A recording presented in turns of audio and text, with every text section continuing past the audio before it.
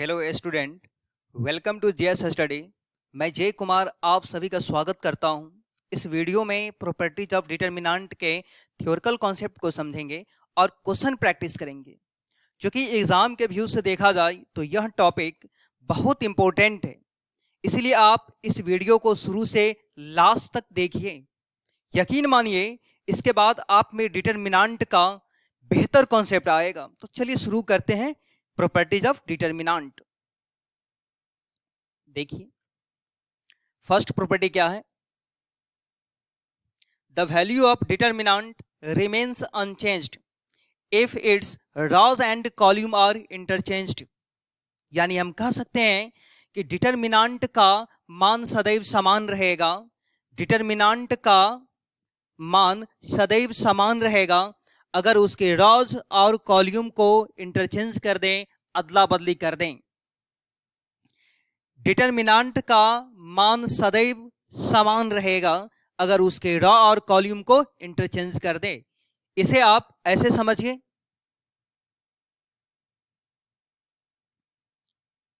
कोई डिटरमिनेंट है a1, b1, c1, a2, b2, c2, a3, b3, c3। यहां पर हम क्या करते हैं, ये जो डिटरमिनेंट है उसके पूरे रॉ को यानी r1 को, r2 को, r3 को, पूरे रॉ को कॉलम में बदल देते हैं।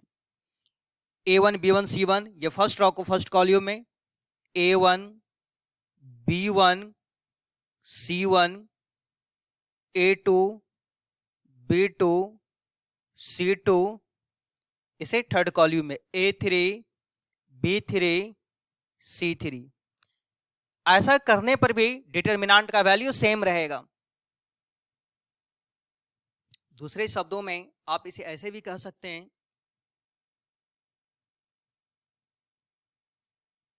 स्क्वायर मैट्रिक्स ए का डिटरमिनेंट और उसके ट्रांसपोज का डिटरमिनेंट दोनों सेम होगा।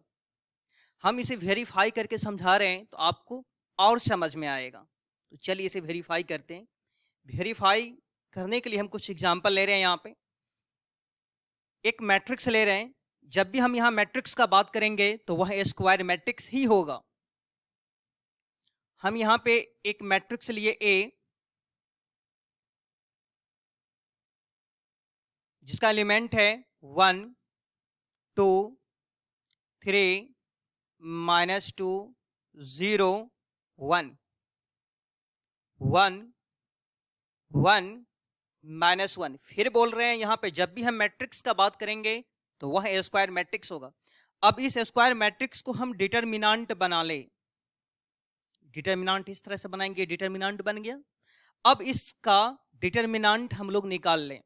एक्सपेंडिंग अलोंग R1, R1 में एक्सपेंड कर रहे हैं, 1 ले लेंगे, 1 के रॉ और कॉलम को डिलीट करेंगे, 1, 2, 3, इसका कॉलम 1, -2, 1 डिलीट करेंगे, मिलेगा 0, 1, 1, -1, कैलकुलेशन करेंगे, ये 0 अब -1, 0, -1, फिर प्लस के बाद -2 ले लेंगे, 2 के कॉलम और उसके रॉ को डिलीट करेंगे, मिलेगा -2, 1, 1, -1, कैलकुलेशन करेंगे ये तो 2, -1,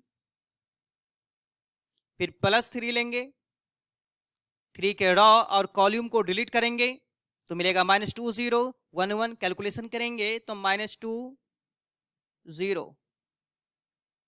ये हो जाएगा -1, ये हो जाएगा -2, ये हो जाएगा -6, सबको ऐड करेंगे तो ये क्या आ जाएगा -9। अब हम क्या करते हैं, जो स्क्वायर मैट्रिक्स है इस स्क्वायर मैट्रिक्स का ट्रांसपोज कर देते हैं।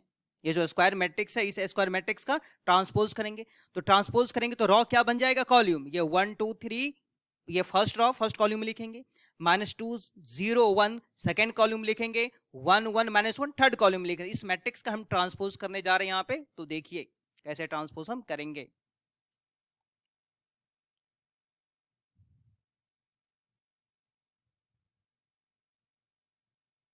यहाँ पे ट्रांसपोज कर रहे हैं।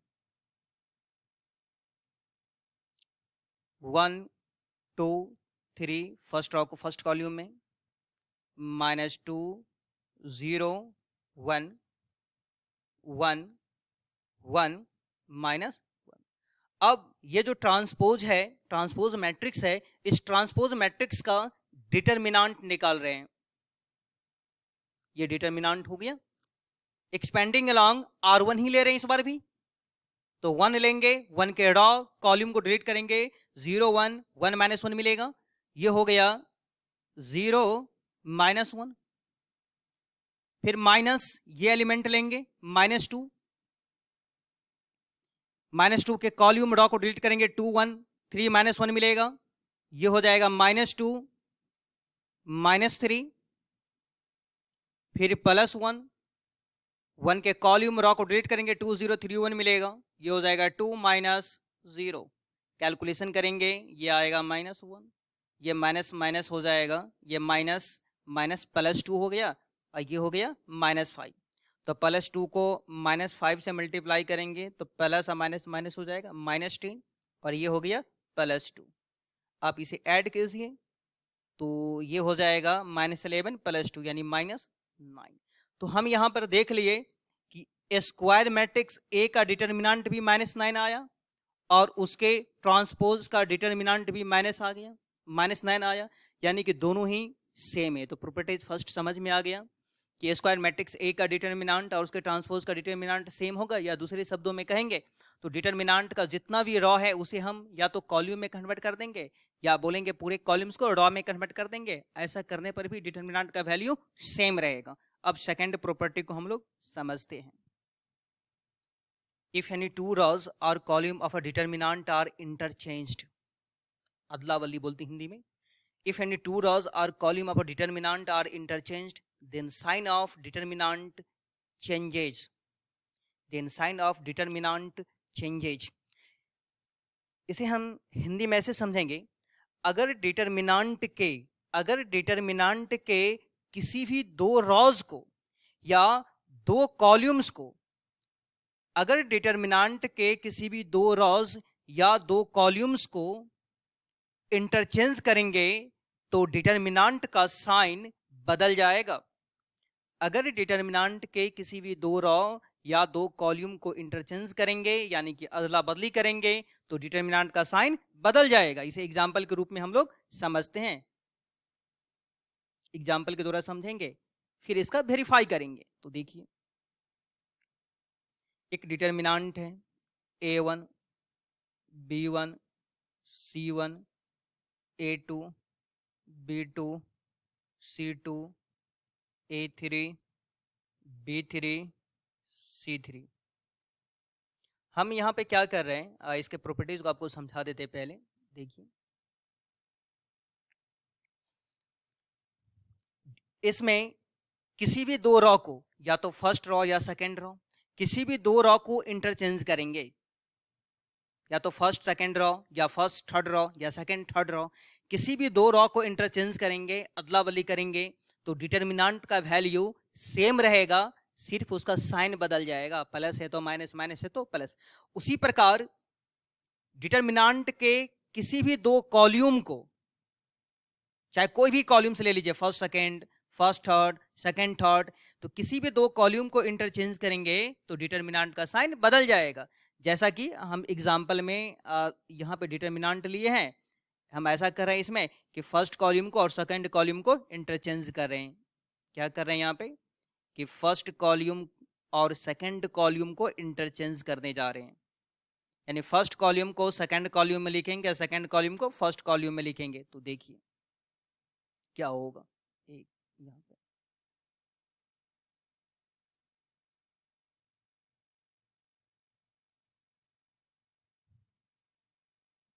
सेकंड कॉलम को फर्स्ट कॉलम में लिखना है, B1 B2 B3, और फर्स्ट कॉलम को सेकंड में A1 A2 A3, ये सेम रहेगा C1 C2 C3।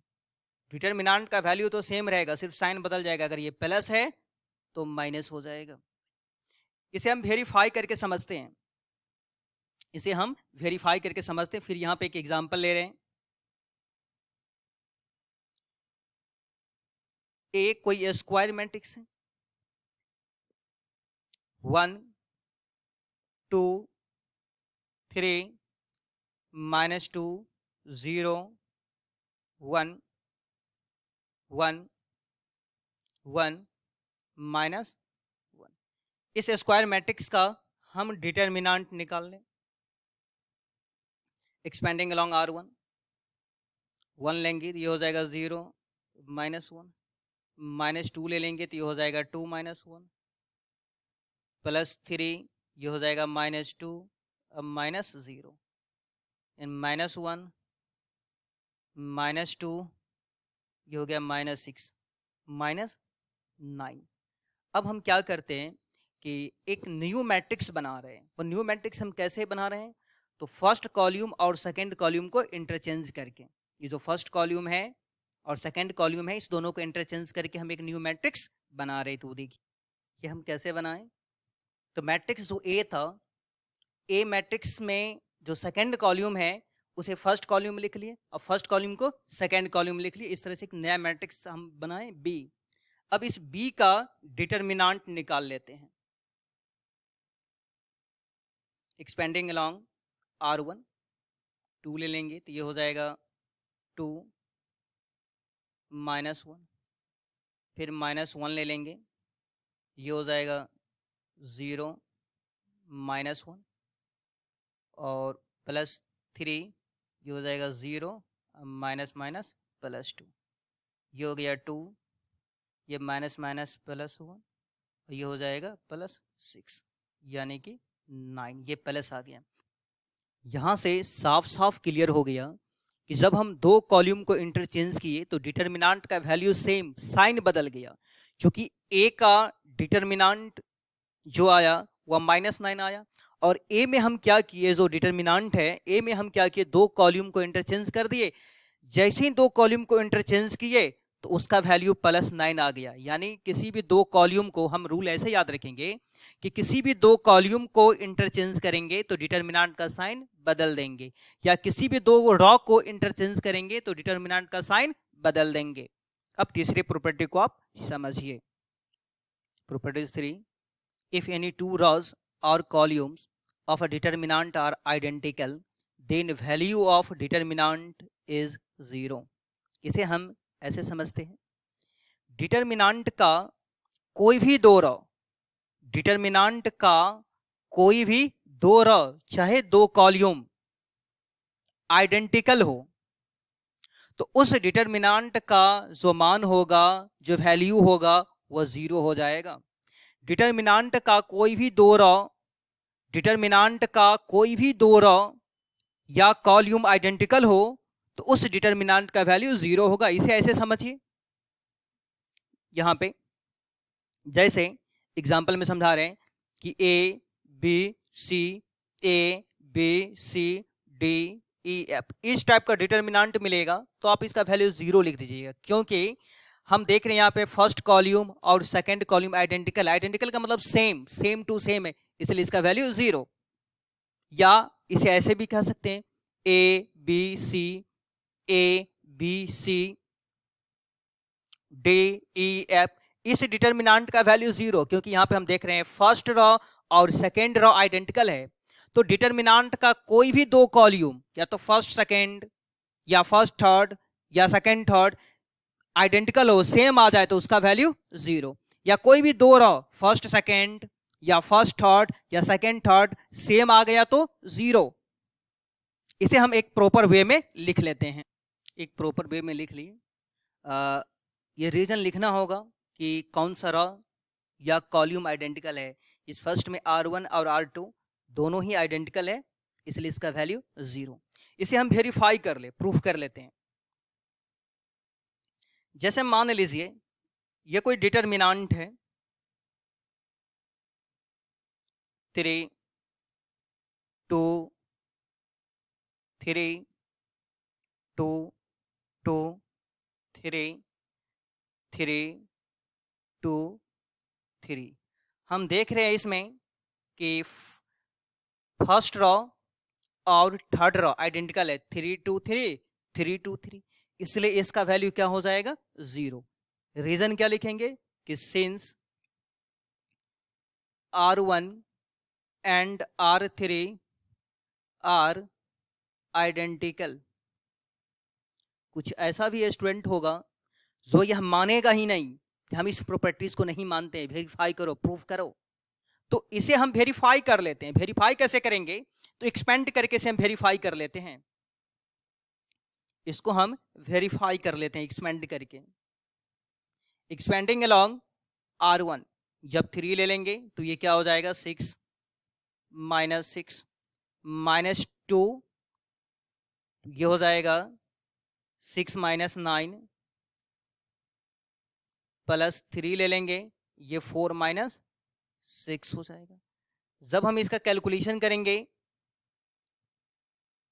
0 को 3 से मल्टीप्लाई करेंगे 0, ये हो गया -3 को -2 से मल्टीप्लाई करेंगे, ये +6 हो जाएगा। ये -2 को 3 से मल्टीप्लाई करेंगे तो -6, यानी कि 0 हो गया। इस तरह से हम वेरीफाई कर दिए। तीसरा प्रॉपर्टी समझ में आ गया होगा। अब चौथा प्रॉपर्टी समझिए आप।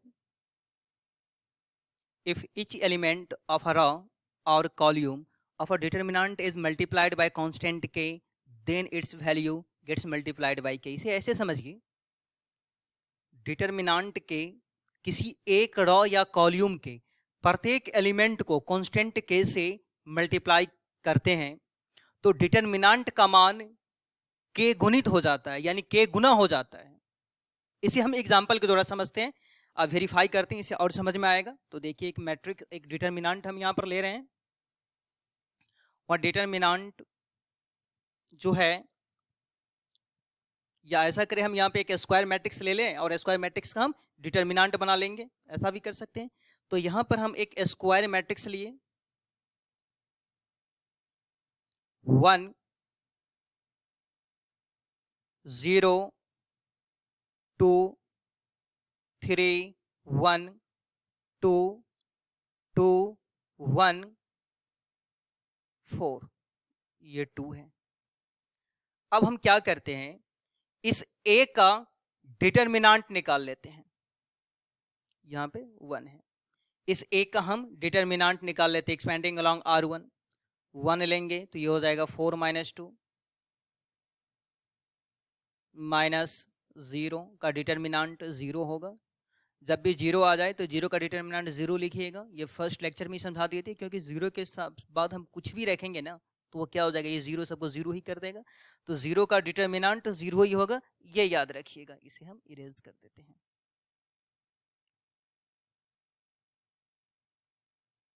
देखिए, 0 का डिटरमिनेंट 0, फिर +2 ले लेंगे तो ये हो जाएगा 3 माइनस 2, 3 माइनस 2, ये आ गया 2, और ये हो जाएगा 1 इंटू 2, तो ये भी 2, यानी कि 4 आ गया। अब हम क्या कर रहे हैं, यहाँ पे एक न्यू मैट्रिक्स ले रहे हैं। ये न्यू मैट्रिक्स हम इसी मैट्रिक्स से बना रहे हैं। वो कैसे बना रहे हैं, तो आप ऐसा सोचिए कि हम क्या कर रहे हैं इसमें, कि इसके फर्स्ट रॉ में 2 से किसी कांस्टेंट से मल्टीप्लाई कर देते हैं।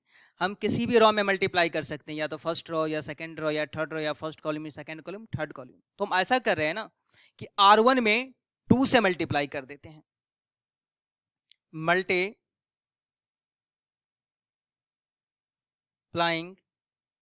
बाय 2 इन R2। हम क्या किए, मल्टीप्लाई करने जा रहे हैं 2 से, किसमें, सेकेंड रॉ में। तो चलिए, एक नया मैट्रिक्स बनेगा, यहाँ पे M है, एक नया मैट्रिक्स बनेगा जिसका नाम हम दे दिए B। और B बना कैसे रहे हैं, तो पहला मैट्रिक्स से बना रहे हैं हम, फर्स्ट रॉ में 2 से मल्टीप्लाई करके। तो 2 0 4, ये है 4, 3 1 2 2 1 4। अब इस स्क्वायर मैट्रिक्स B का डिटरमिनेंट कितना होगा, ये आप बिना निकाले हुए भी बोल सकते हैं। कैसे, तो देखिए, हम यहाँ पे थ्योरिकल कॉन्सेप्ट समझे हैं कि ये जो A है, इस A का डिटरमिनेंट 4 आया है। अगर इस A के किसी भी रॉ में या किसी भी कॉलम में हम एक कांस्टेंट से मल्टीप्लाई कर देंगे। जैसे यहां पर क्या किए, R1 में 2 से मल्टीप्लाई कर दिए, तो ये जो नया मैट्रिक्स है उसका डिटरमिनेंट पहले वाले का 2 गुना हो जाएगा। अगर हम 3 से मल्टीप्लाई करेंगे तो 3 गुना हो जाएगा, 4 से मल्टीप्लाई करेंगे तो ये 4 गुना हो जाएगा। यानी ये कहने का अर्थ हो गया कि जो फर्स्ट मैट्रिक्स है, अब फर्स्ट मैट्रिक्स के किसी एक रॉ या कॉलम में जिस कांस्टेंट से मल्टीप्लाई करेंगे तो नए डिटरमिनेंट का मान उतना गुना हो जाएगा। तो चलिए इस बी का डिटरमिनेंट हम निकालेंगे तो कितना हो जाएगा, ये 8 आना चाहिए। हम कैसे समझ गए 8 आना चाहिए, तो इस प्रॉपर्टी पे। तो चलिए एक्सपेंड करते हैं इसे। जब हम यहाँ पे एक्सपेंडिंग अलोंग R1 तो ये हो जाएगा 4 - 2 प्लस के बाद -0 का डिटरमिनेंट 0। जब हम 4 ले लेंगे तो ये हो जाएगा 3 - 2, ये हो गया 2, 2 2 जा 4, ये हो गया 1 को 4 से तो ये 4, देखिए 8 आ गया। तो ये प्रॉपर्टी आपको समझ में आ गया होगा। लेकिन इस प्रॉपर्टी को जो स्टेटमेंट है आप इसे तो ऐसे याद रखेंगे ही, इसका कुछ स्पेशल रूल भी है, कुछ स्पेशल टेक्निक भी है। तो इसको और डिटेल से हम प्रॉपर्टी 4 को समझते हैं, वो कैसे, तो देखिए। जैसे यहां पे नोट करके हम ये समझा रहे हैं, एक डिटरमिनेंट है A1 B1 C1 A2 B2 C2 A3 B3 और C3। हम सोच रहे हैं कि कांस्टेंट के से इसमें मल्टीप्लाई किया जाए, ये केक है, और इस कांस्टेंट के से मल्टीप्लाई किया जाए। तो स्टूडेंट को इसमें प्रॉब्लम होता है, वह मैट्रिक्स की तरह सोचेगा कि इस के से हर एक एलिमेंट में मल्टीप्लाई करना है। लेकिन डिटरमिनेंट का एक अपना रूल है, जब भी आप किसी कांस्टेंट से मल्टीप्लाई करेंगे तो किसी एक रॉ में या एक कॉलम में ही मल्टीप्लाई करेंगे। या तो R1 में मल्टीप्लाई कर लीजिए, या R2 में, या R3 में, या C1 में, या C2 में, या C3 में, लेकिन किसी एक में ही मल्टीप्लाई करना है। ऐसा नहीं कि सब में मल्टीप्लाई कर देंगे हम। तो चलिए इस केस से हम क्या करते हैं, R1 में मल्टीप्लाई कर देते हैं। इस के को हम अंदर में लेके जा रहे हैं, तो यहां से हम इसे क्या करते हैं, इरेज कर देते हैं। पहले इसे हम पहले इरेज कर दिए, ठीक है। तो इस केस से हम इसे क्या कर रहे हैं, मल्टीप्लाई कर रहे हैं। तो कैसे मल्टीप्लाई कर रहे हैं, कहाँ पे, R1 में कैसे मल्टीप्लाई किए। तो पहला कॉन्सेप्ट समझ में हमको आ गया कि जब भी मल्टीप्लाई करना हो तो किसी एक रॉ या कॉलम में मल्टीप्लाई करेंगे। इसी में हम दूसरा कॉन्सेप्ट भी सीख ले। दूसरा कॉन्सेप्ट है क्या, कॉमन लेने वाली। डिटरमिनेंट में जब भी कॉमन लेना हो तो किसी एक रॉ में जो चीज कॉमन है उसे आप निकाल सकते हैं।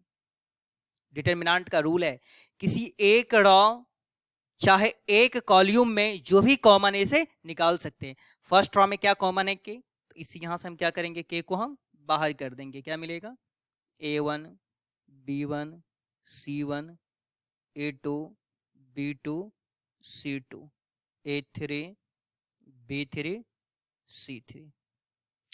एक कॉन्सेप्ट यहां से और समझ लीजिए, आपके बोर्ड में ये क्वेश्चन पूछा हुआ जो अभी हम लिख रहे हैं, के A1 के B1 के C1 के A2 के B2 के C2 के A3 के B3 के C3।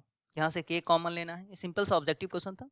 तो यहाँ से भी के कॉमन लेंगे, यहाँ से भी के कॉमन लेंगे, यहाँ से भी के कॉमन लेंगे, तो टोटल मिलके कितना हो जाएगा, के इंटू इसमें से के निकालेंगे, फिर यहाँ से के निकालेंगे, फिर यहाँ से के निकालेंगे, तो क्या हो जाएगा, के क्यूब हो जाएगा ना। के यहाँ से निकालिए, फिर यहाँ से के निकालिए, फिर यहाँ से के निकालिए, तो के क्यूब हो जाएगा।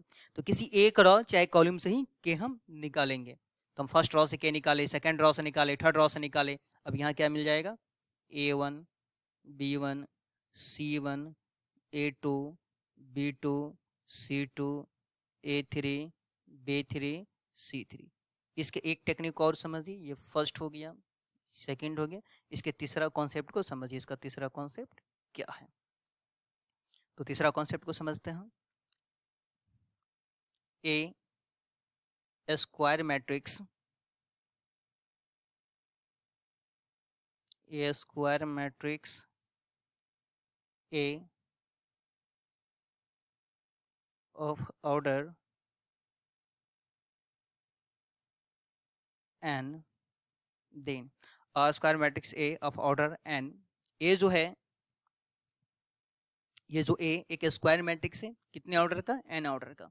तो एक फॉर्मूला है जिसे आप याद रखेंगे, k इंटू ए का डिटर्मिनांट।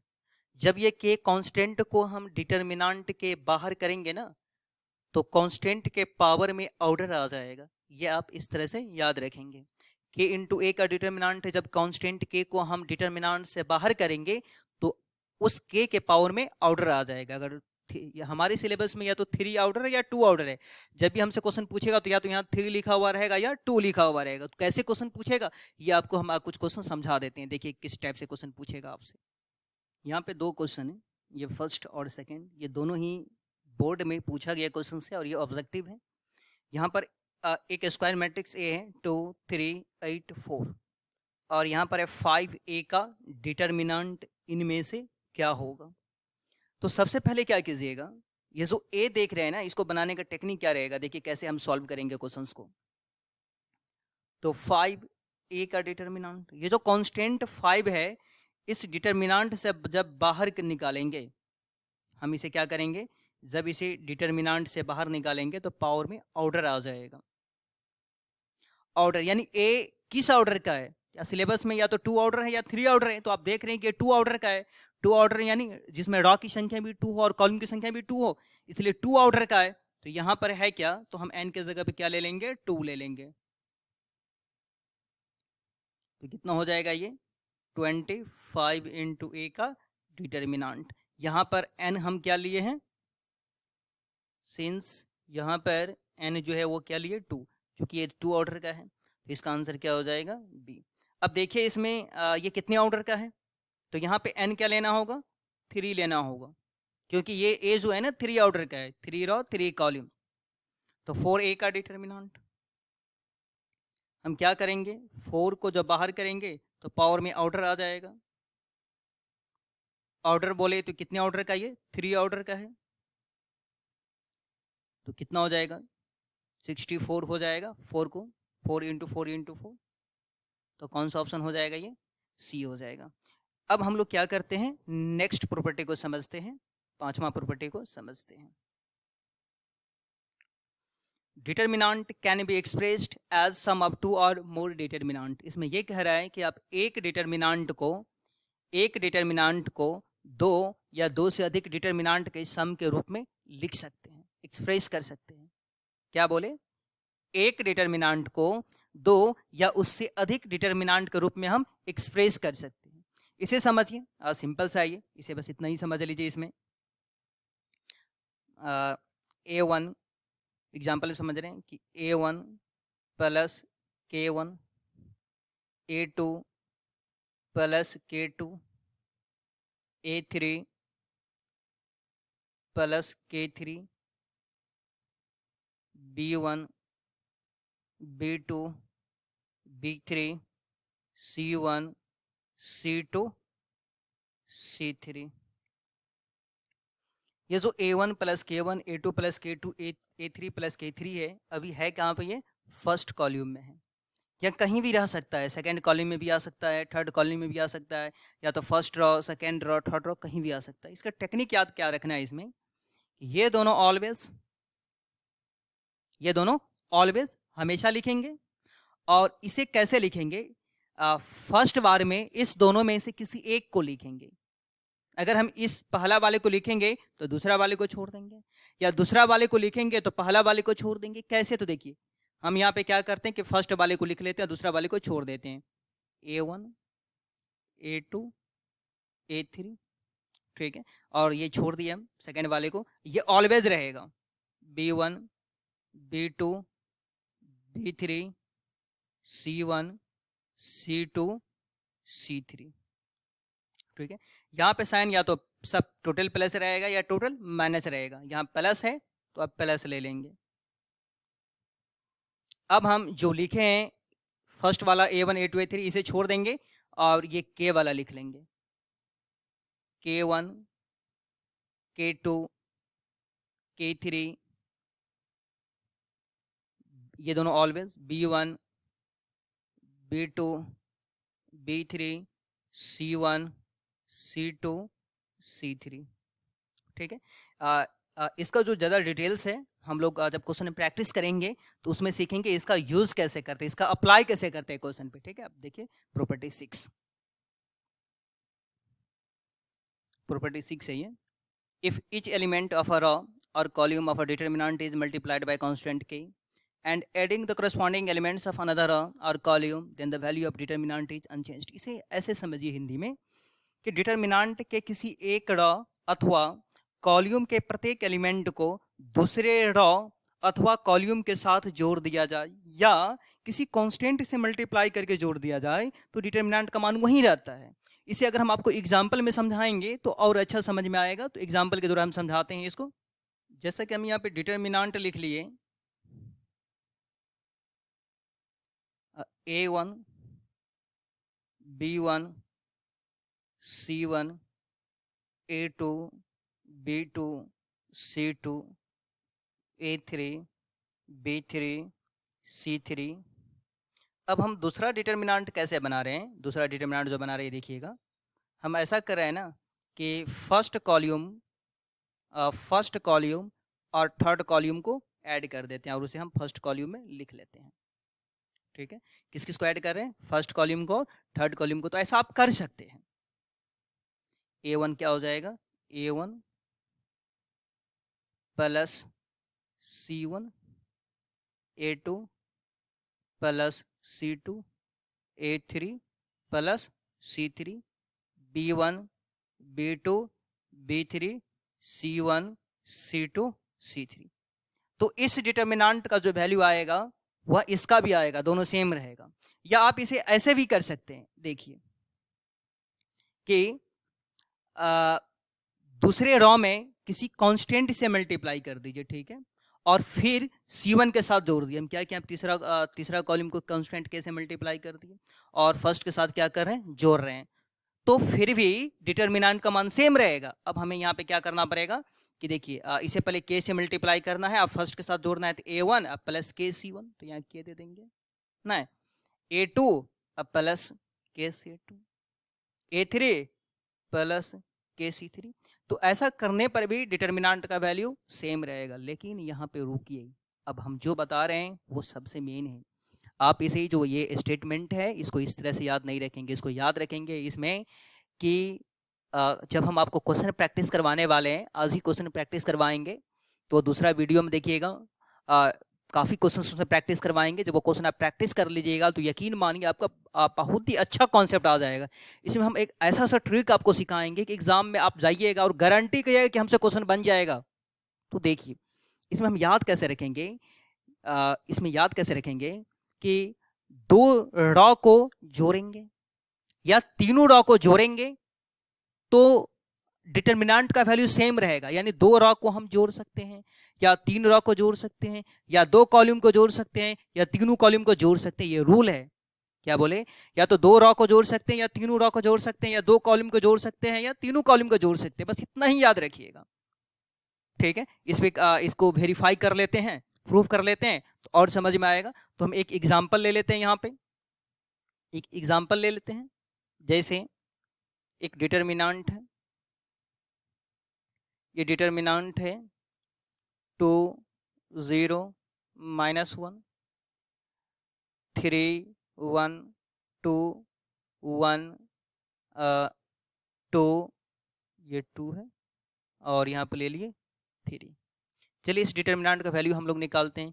एक्सपेंडिंग अलोंग R1 ले लेते हैं। जब 2 ले लेंगे तो ये 3 - 4 हो जाएगा।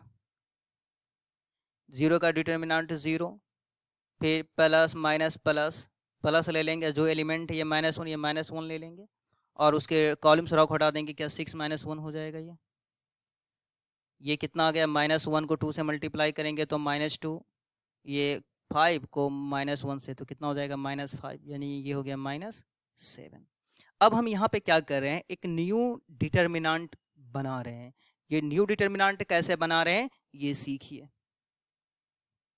देखिए न्यू डिटर्मिनेंट हम कैसे बना रहे हैं, तो R1 में जो है ना, R1 में ये फर्स्ट रॉ जो है R1 में या C1 कर देते हैं। अभी हम C1 में प्रूव किया तो C1 ले लेते जो आपको समझ में ज़्यादा आएगा, तो C1 ले लेते हैं इसमें हम, इसको थोड़ा इरेज कर लेते हैं।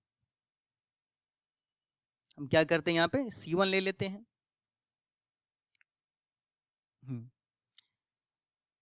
C1 ठीक है, और C3 में किसी कांस्टेंट से मल्टीप्लाई कर दीजिए।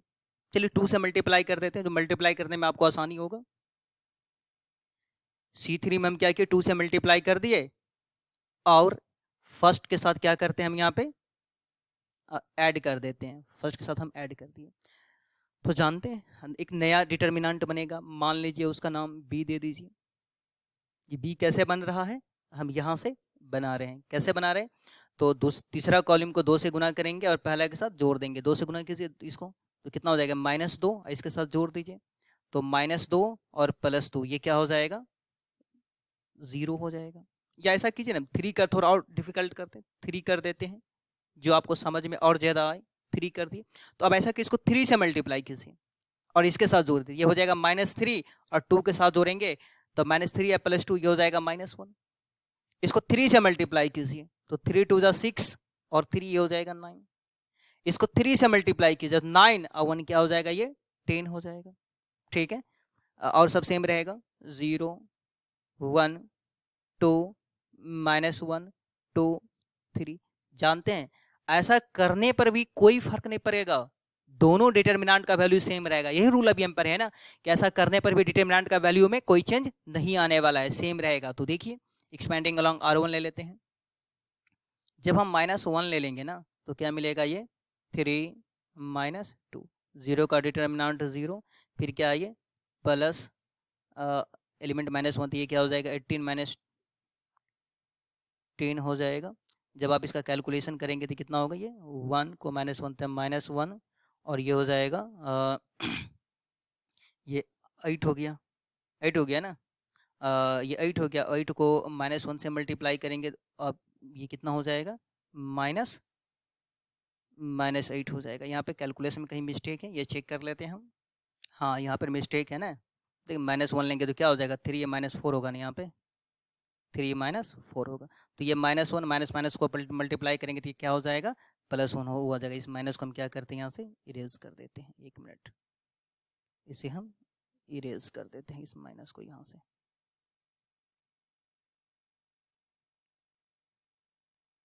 देखिए अब ये कितना हो जाएगा ये -1 ये तो समझ में आ गया, ये हो गया -7, ये -7 हो गया। तो देखिए -7 है तो ये वैल्यू और ये वैल्यू दोनों क्या हो गया सेम हो गया। लेकिन 6 प्रॉपर्टी को कैसे याद रखेंगे, या तो 2 कॉलम को ऐड कर सकते हैं या 3 कॉलम को ऐड कर सकते हैं, या 2 रो को ऐड कर सकते हैं 3 कॉलम को ऐड कर सकते हैं, बस इतना ही याद रखिएगा। 7th प्रॉपर्टी क्या है, ये आसान है, आप इसको इस तरह से समझ लीजिए कि if each element of a row और column of a determinant is 0 then its value is 0। यानी इसमें ये कह रहा है कि डिटर्मिनेंट का कोई भी एक कॉलम, डिटर्मिनेंट का कोई भी एक कॉलम का हर एक एलिमेंट 0 हो जाए, डिटर्मिनेंट का कोई भी एक कॉलम अथवा रो का हर एक एलिमेंट 0 हो जाए तो उस डिटर्मिनेंट का वैल्यू 0 हो जाएगा। जैसे मान लीजिए 0 0 है और यहाँ पर है B1 B2 B3 C1 C2 C3, इसका वैल्यू हो जाएगा 0। हम क्या बोले डिटर्मिनेंट के किसी रो या तो फर्स्ट रो का हर एक एलिमेंट 0 या सेकंड या थर्ड या first column second third column, तो डिटर्मिनेंट के किसी एक रो या एक कॉलम का हर एक एलिमेंट 0, उस डिटर्मिनेंट का वैल्यू क्या हो जाएगा 0। एक और देख लीजिए यहाँ पे, ये लास्ट प्रॉपर्टीज है ए बी का डिटर्मिनेंट, तो ए का डिटर्मिनेंट इंटू बी का डिटर्मिनेंट दोनों को हम अलग कर लेंगे। इससे रिलेटेड कुछ फार्मूला है, इस फार्मूला को आप अच्छा से याद कर लीजिएगा, ये बेसिक फार्मूला है जो आपको पहले से ही आ रहा है। तो देखिए इस फार्मूला को हम यहाँ पे लिख लें। जो फार्मूला इसमें यूज होगा ये फार्मूला इस तरह से है। पहला फार्मूला a² - b² जो याद हो गया पहले से ही, a² - b², a + b into a - b। दूसरा फार्मूला है इसमें जो यूज होगा वह a³ - b³। फार्मूला है इसका a - b into a² + ab + b²। ये फॉर्मूला भी साथ में याद कर लीजिए, a cube plus b cube, ये क्या होगा, a plus b into a square minus a b plus b square. चौथा फॉर्मूला है a square plus b square plus c square minus a b minus b c minus c a. इसका formula याद रखेंगे 1/2 यानी half into a minus b का whole square plus b minus c का whole square plus c minus a का whole square. और पांचवा formula जो है वो a cube plus b cube plus c cube minus 3abc, ये फार्मूला हो जाएगा। इसका formula a plus b plus c into a square plus b square plus c square minus a b minus b c minus c a. और last formula याद ये रखेंगे कि a cube plus b cube plus c cube minus 3abc 0 कब होगा, either या तो इसके लिए ए प्लस बी प्लस सी को 0 होना पड़ेगा या ए बी सी इस तीनों को इक्वल होना पड़ेगा। इसको हम फिर से इरेज करके लिख देते हैं।